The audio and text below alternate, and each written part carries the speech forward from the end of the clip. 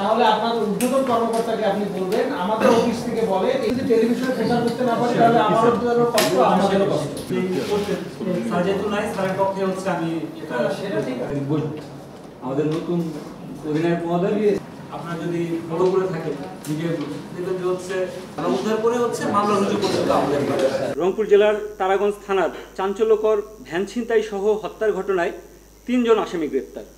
গত 28 জুলাই সন্ধ্যা আনুমানিক 6টার সময় ভিকটিম মোহাম্মদ ইরফান ওরফে আরমান আলী বাবু তার বাবার ব্যবহৃত ভ্যানটি নিয়ে সে বুড়িরহাট বাজারের দিকে যায়।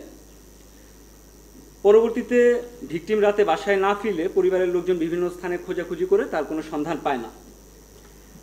খোঁজাখুঁজির এক পর্যায়ে পরের দিন 29 তারিখ সকাল 6:30টার সময় যে বাদী মোহাম্মদ শফিকুল ইসলাম তার ভাগ্নি আনিসা বেগম মোবাইল ফোনের মাধ্যমে বাদীকে জানান যে ইরফান, আমাদের ভিকটিম ইরফান ওরফে আরমান আলী বাবুয়ের গলাকাটা মৃতদেহ 2 নং কুরসা ইউনিয়নের ঘনিরামপুর আদর্শপাড়া গ্রামের দবির উদ্দিনের বাঁশঝাড়ের পাশে পড়ে আছে। ভিকটিম সেই সংবাদ পেয়ে ঘটনাস্থলে যান এবং পরবর্তীতে এই সংক্রান্তে তারাগঞ্জ থানায় একটি হত্যা মামলা দায়ের হয়।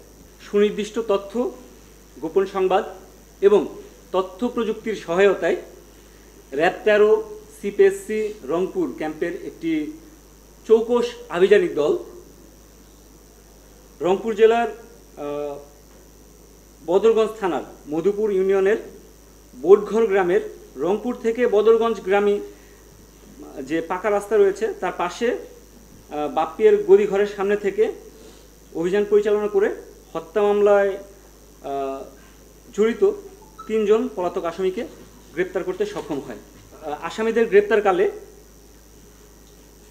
আমাদের চৌকস আভিযানিক দল তাদের এই অপরাধ সংগঠনে ব্যবহৃত একটি ওয়্যারলেস সেট, 3টি মোবাইল ফোন এবং নগদ 38,500 টাকা জব্দ করে।